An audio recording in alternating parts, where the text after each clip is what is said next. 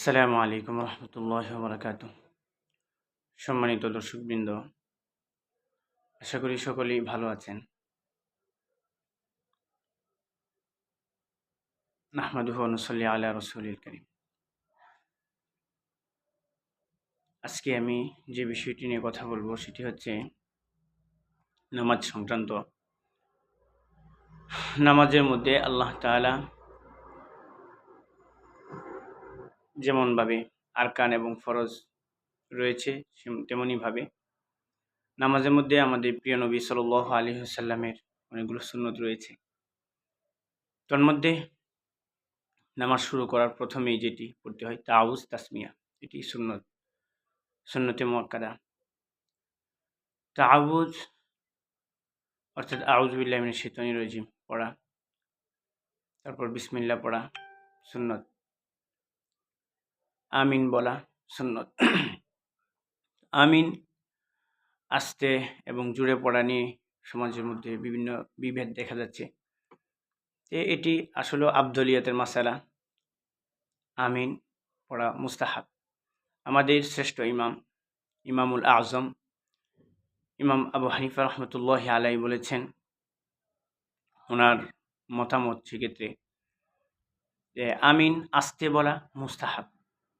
আর অন্যান্য ইমামগণ আইম্মায়ে সালাসা ওনাদের মত এর দৃষ্টিকোণ থেকে আমিন জুড়ে বলা মুস্তাহাব। এগুলো মূলত আফজলিয়তের মাসালা। উত্তম না অনুত্তম, করলে সওয়াব আছে, না পড়লে কোনো সমস্যা নেই। তো এই ছোটোখাটো বিষয় নিয়ে সমাজের মধ্যে একটা বড় ফিতনা সৃষ্টি করা এটা মোটেই উচিত নয়। তবে উত্তম যেটা ইমামুল আজম ওনাকে শ্রদ্ধা করা এবং মান্য করা, এটা শৃঙ্খলা বজায় রাখার ক্ষেত্রে এবং যেইখানে যেই মসলকের মাসালা এবং সমাধান বেশি সহজেই পাওয়া যায় সেখানে এই আফজলিয়াতের ক্ষেত্রে সেটাকে প্রাধান্য দেওয়া। যেমন আমরা সকলেই মসলকে আবু হানিফা রহমতুল্লাহি আলাইহির উপর আছি।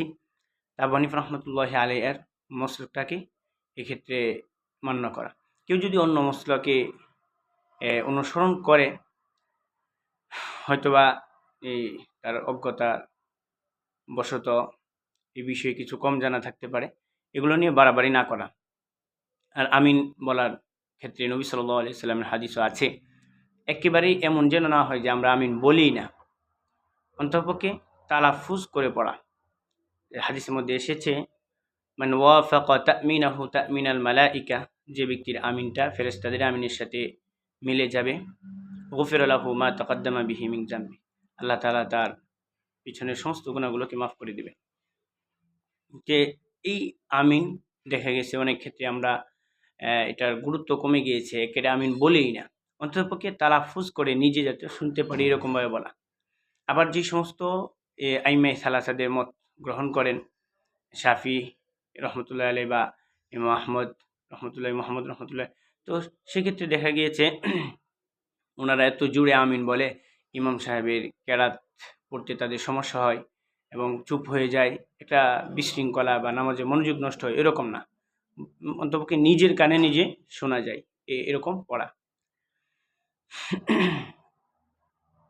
আর আমিন এটা কি আমল, জবানি না কলবি? প্রশ্ন হচ্ছে আমিন যে আমরা বলবো এটা কি জবানের আমল নাকি কলবের আমল? আমিন হচ্ছে উত্তর, আমিন হচ্ছে জবানের আমল।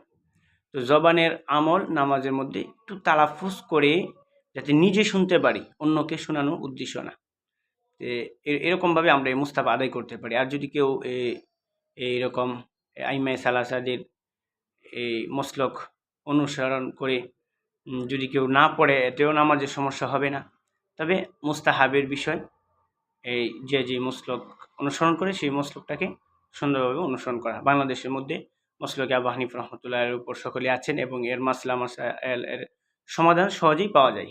এই জন্য ইমাম আবু হানিফা রহমতুল্লাহ আলাইহি এর মুস্তাহাবটাকে গ্রহণ করা শ্রেয়। মোট কথা হচ্ছে এই মুস্তাহাব এবং আফজালিয়াতকে নিয়ে বাড়াবাড়ি করা এবং এগুলো নিয়ে দ্বন্দ্বে জড়ানো মোটেই উচিত হবে না। এই জন্যই এলেম শিক্ষা করার জন্য দুইটা নিয়ম আছে নবী সাল্লাল্লাহু আলাইহি ওয়াসাল্লামের, এবং উসুল, যে কোনো বিষয়ের উসুল শিখতে হবে। উসুল ছাড়া, মূলনীতি ছাড়া নিজে নিজে আলেম হওয়া যাবে না। যেমন এলেম শেখার জন্য, এই সিলসিলার জন্য দুইটা বিষয়, এক নম্বর উস্তাদ লাগবে, দ্বিতীয় নম্বর উসুল ভিত্তিক চলতে হবে। যে আমাদের উস্তাদের সিলসিলা, সিনা বসিনা সিলসিলা যদি বলা হয় কোরআন কার থেকে শিখেছি, এভাবে পর্যায়ক্রমে তার উস্তাদ অমুকের উস্তাদ, সাহাবি অমুকের উস্তাদ, নবী সাল্লাল্লাহু আলাইহি সাল্লাম পর্যন্ত গিয়ে লাগবে, এবং নবী সাল্লাল্লাহু আলাইহি সাল্লাম উস্তাদ জিবরাইল আলাইহিস সালামের মাধ্যমে আল্লাহ তাআলা, ওইভাবে এই উস্তাদের সিলসিলাটা থাকতে হবে এলমি সনদের ক্ষেত্রে। এরপরে একটা উসুলের ভিত্তিতে কথা বলেছেন, দেখা গেছে একটা মাসালার সমাধান, এই কোন উসুলের ভিত্তিতে এই সাহাবায়ে কেরাম বা তাবিঈন, সালফে সালিহিনদের মধ্যে, বা কোরআন হাদিস ইজমা কিয়াস, ওইগুলোর মাধ্যমে একটা উসুল আছে হাদিসের, এই উসুল অনুযায়ী চলতে হবে। যে উসুলের মধ্যে হাদিসটা কোন রাবি বলেছেন, সেই হাদিসটার ব্যাপারে ভালোভাবে জানতে হবে। যে কেউ হাদিস বলতে পারবে না।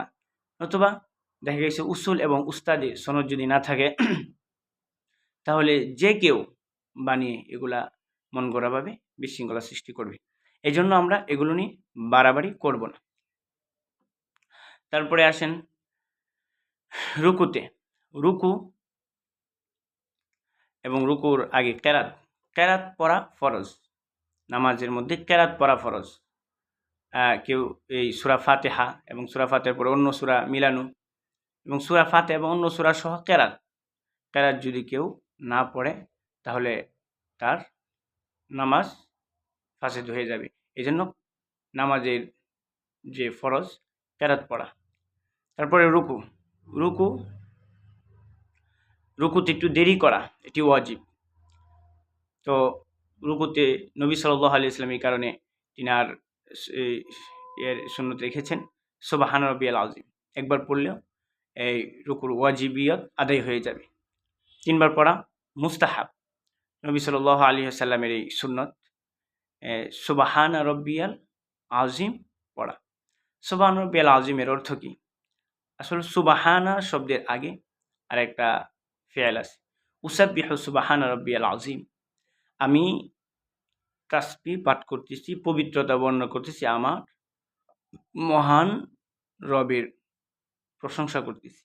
আমি আমার মহান রবের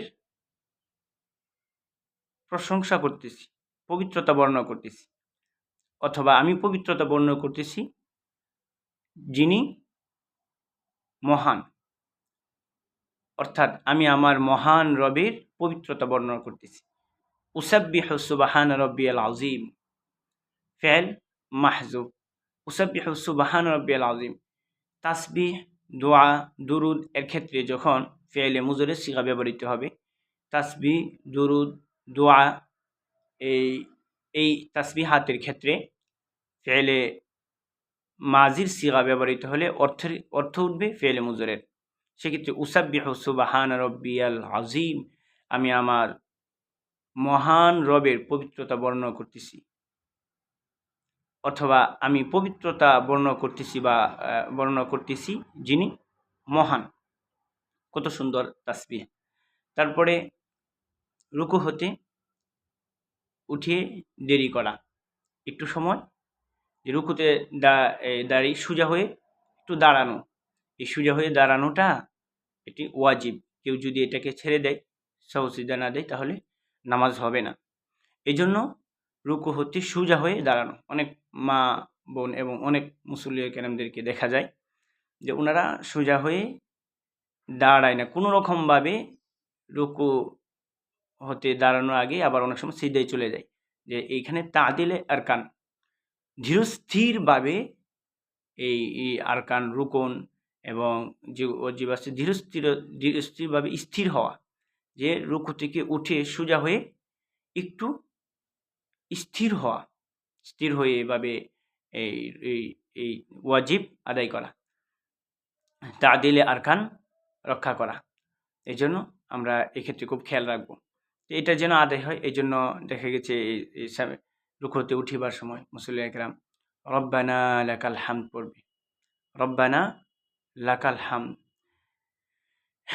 আল্লাহ অর্থ হচ্ছে আল্লাহ শুনেন যে তার প্রশংসা করে। আল্লাহ তাআলা শুনেন যে তার প্রশংসা করে। সামি আল্লাহু লিমান হামিদা, যে এইভাবে সামি আল্লাহু লিমান হামিদা বলে একটুনে স্থির হওয়া, এতে করে ওয়াজিব আদায় হবে।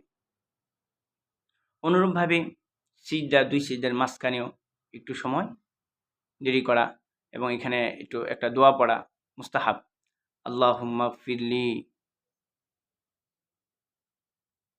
ওয়ারহামনি ওয়াহদিনি ওয়ারজুকনি ওয়াআফিনি।